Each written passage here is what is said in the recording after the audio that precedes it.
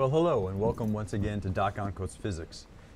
My name is Keith Onco, and today what we're going to be doing is taking a look at how to draw ray diagrams for converging or convex lenses. What I'm going to do is present a set of rules for you to use that help you to draw these ray diagrams, and also going to present the formula for determining the focal length or the image location that you can get, again, when using converging or convex lenses.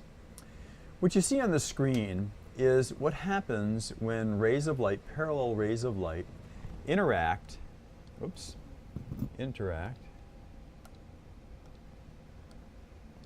with a lens, and this would be a converging lens. Okay, there's basically two types of lenses, converging and diverging lenses. We're only going to take care of converging lenses in this particular video. And what you can see is that as the light hits the boundary of the lens, what happens is, because the light is coming in at an angle, right? It's not perpendicular. It's not perpendicular to the lens, except in one case. Right? The light is going to bend at the surface, go through the glass, and then bend again at the other surface. Okay? And what happens is, all these light rays that are parallel on this side are going to converge to a point on the other side. And that other point is known as the focal point of the lens. Right? It's where all of the light focuses. And when you were young, you probably used magnifying glasses, and a converging or convex lens is basically a magnifying glass. And you could go outside and you could focus all the rays of the sun to a point, and you could burn a leaf or whatever might be on the ground for you to burn.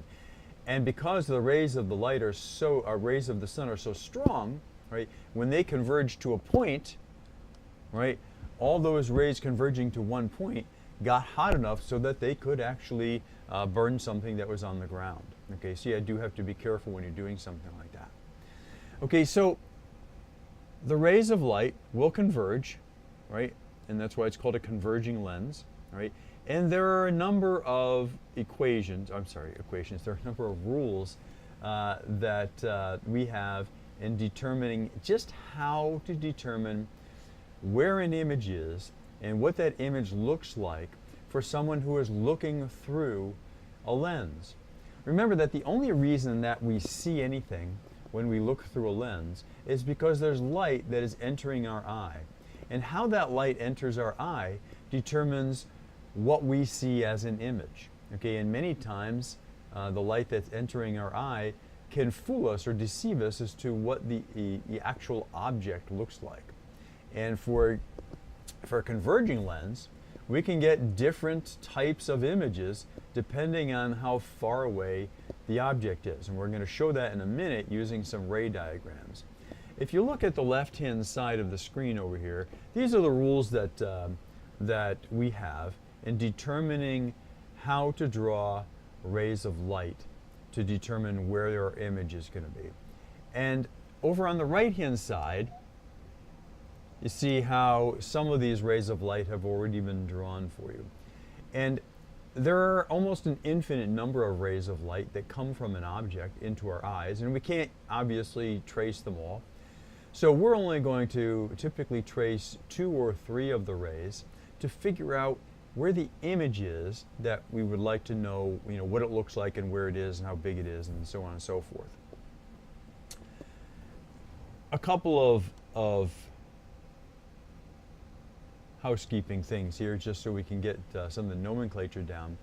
Anytime we have a lens and we want to do, this is our lens up here, and we want to draw ray diagrams, we have something called a principal axis, and I will abbreviate that PA, and that is this line right here. And it bisects the lens so that it evenly goes straight through the lens, all right, and continues on into infinity, if you will. Okay, and what we usually do is we'll draw our object, right? This tree here happens to be our object on one side of the lens, and then our image, depending on where our object was, can come out on the other side of the lens. What we want to do is we want to take 2 or 3 rays of light coming from the top of our object and see where they're going to be on the other side of the lens. The bottom of the object, right, as long as it starts out on the principal axis, will remain on the principal axis. That's not going to go anywhere. The reason is because the light that is coming from the bottom of the object goes straight through our lens, and keep in mind that light only bends at a surface of glass or plastic or whatever it might be if it is not at 90 degrees or perpendicular. Well, this is perpendicular here, so this light is not going to bend at all. So this ray of light is going to go straight on through, and so any rays of light coming from the bottom, right, are going to go straight on through, and so the bottom of our object remains at the bottom. Okay, so we have the principal axis here, all right.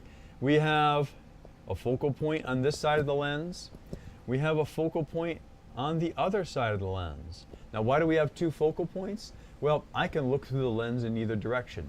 I can look at it in that direction. I can look at it in that direction. Okay, so a lens will always have 2 focal points. A converging lens will always have 2 focal points.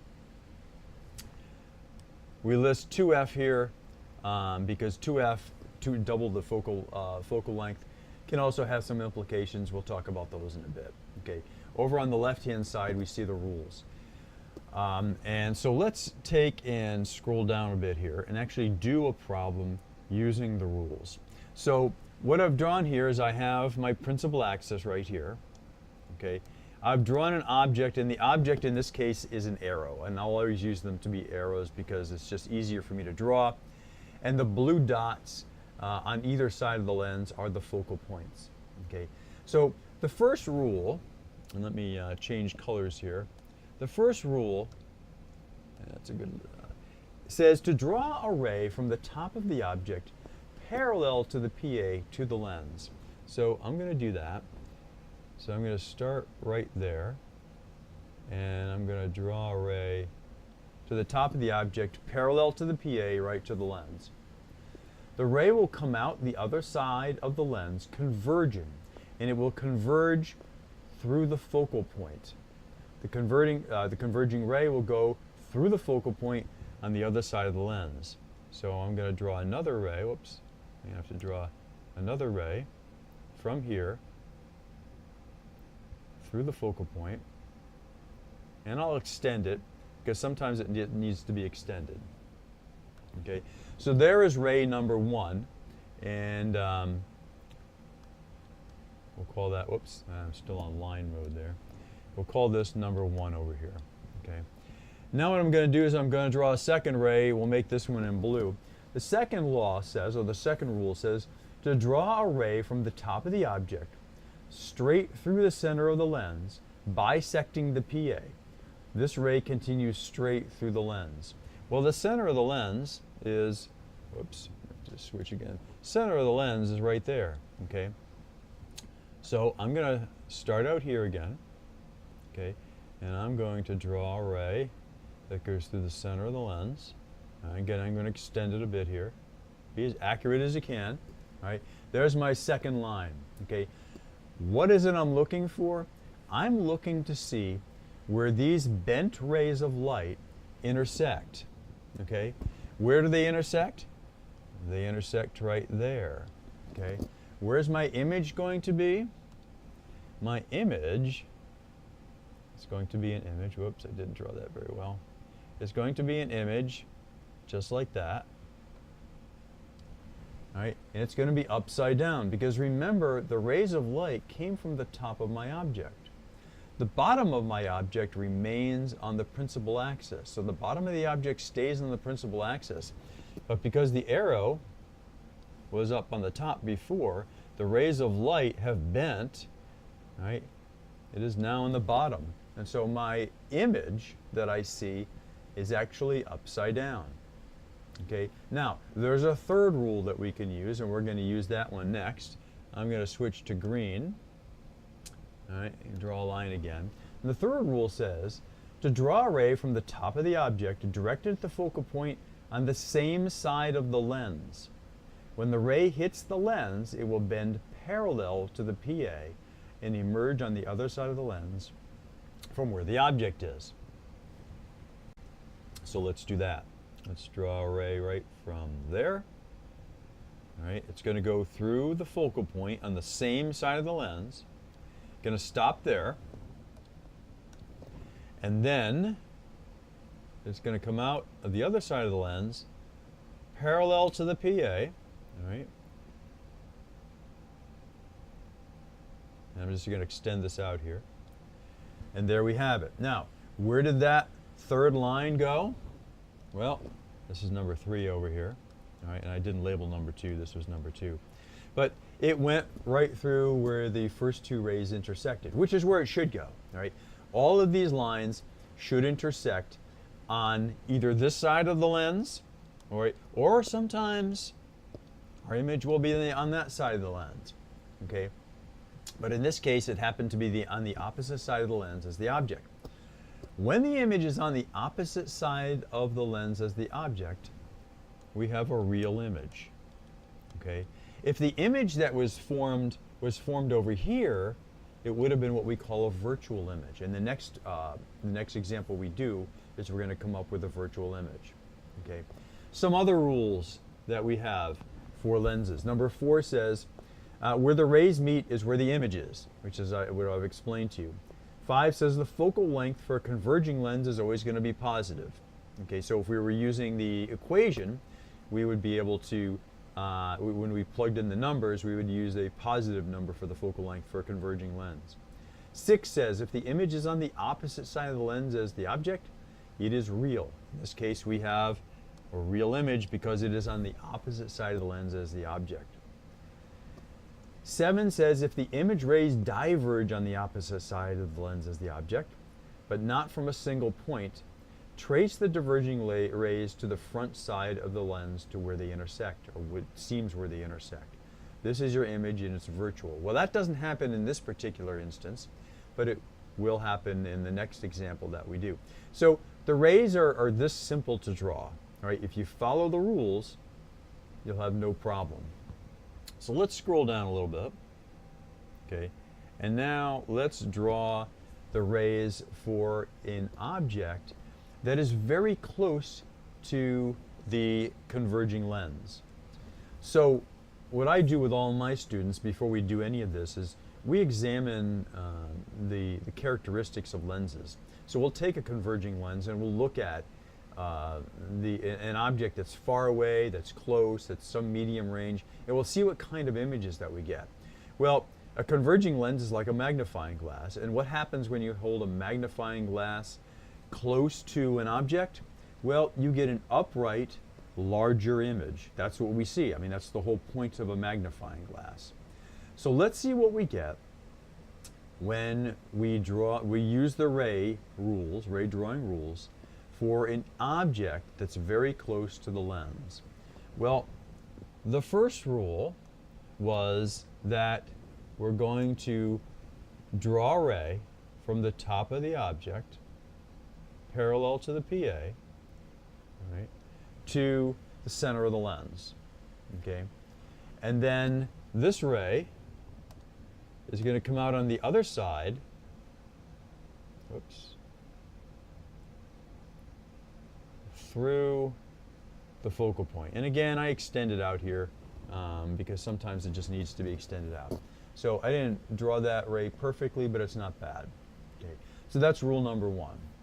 Rule number 2 says to draw a line from the top of the object again through the center of the lens. Well, the center of the lens is right there. Okay. Let me just tell you what the center of the lens is right there. So I'm going to draw a line from the top of the object. Whoops. Through the center of the lens, and it's going to come out like this. Okay. Now, clearly, these rays are not going to converge on this side of the lens. Okay. But they're not parallel, and it does seem like these rays, if we extended them back, right, would seem to come from one point. So let's do that. I'm going to choose purple here, and I'm going to extend this ray back if I can. See if I can do that fairly well. Okay, and then I'm going to extend this ray back. Whoops.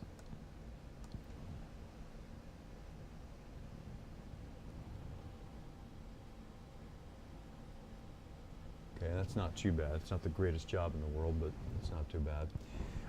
And it seems as though, can't draw a straight line, but that's okay. It seems as though this point here is where they came from. Okay, it would seem to the observer, right, that this is the point where that light seemed to come from. Now notice that that image is on the same side of the lens as the object, which means that this is a virtual image. Okay, if I were to put a piece of paper at this point right here, I would not get any kind of an image. Okay, with a real image, we can put a piece of paper there and we'd actually get an image. Now, I've only used two of the rules. Let's use the third rule. We'll draw an orange line here. Third rule says, draw a line connecting the focal point on the same side and the top of the object to the lens. Okay, so that's like about there. Okay, and the ray will come out on the other side of the lens parallel to the PA. And so that's parallel right there. Okay, now again, obviously, obviously this, right, is not going to converge with either of the other two rays as well. So we could extend this one backwards, and I'm going to again choose purple. I'm going to extend this back. Right, and if I had done this well, if I had done this well, they would all have converged to the same point, but I didn't draw it very well. Right? So done correctly, these would all have converged to the same point and I would have gotten my image. Okay, and again, that just goes to the importance of when you draw these things, drawing them as accurately as you can with a ruler, all right, when you're doing this by hand. So this line here was not perfectly drawn as extended back, neither was this one here, which is why they didn't all come to an exact point on that side. Okay, but if done with a ruler and really carefully, it's a little hard to do on the screen here, they would all converge to the same point. So again, this is a virtual image, again, if I put a piece of paper there, we would not get any kind of an image on the piece of paper. Now, there is also an equation that goes with anytime we want to find the image location for geometric optics. And the equation is pretty simple. It's 1 over the focal length equals 1 over the object distance plus 1 over the image distance. Okay, so if I were to measure these, all right, I could do that, and I'm going to just ballpark some of the figures here. We could figure out what DI was. So let's say that the distance from the lens to my focal points, and they should be the same, is, we'll make it 8 centimeters. Okay, so 1 over 8 centimeters is equal to 1 over DO. Well, if this is 8 centimeters right here, then DO, the object distance, must be less than that. So we'll make it 4 centimeters plus 1 over DI. Okay, so we could do the math here and figure out where DI is. So let's do that. And when we do this math, what we come up with is DI is equal to -8. Okay, so where is our image location? Well, it is 8 centimeters from the lens, but it's not on this side of the lens, it's on this side of the lens. So our image, right, is given a negative number because our image is on the same side of the lens as the object. Right? If our image was over here, On this side, on the right-hand side of the lens, we would get a positive value for di. But because it's on the opposite side, because it's a virtual image, it's a negative value, right? And so we get a -8 for the image distance, okay? I hope that helps. If you follow the rules, and I strongly advise you to maybe copy these down or print them, you can't go wrong with solving geometric optics problems using ray diagrams. Hope that helps, and have a great day.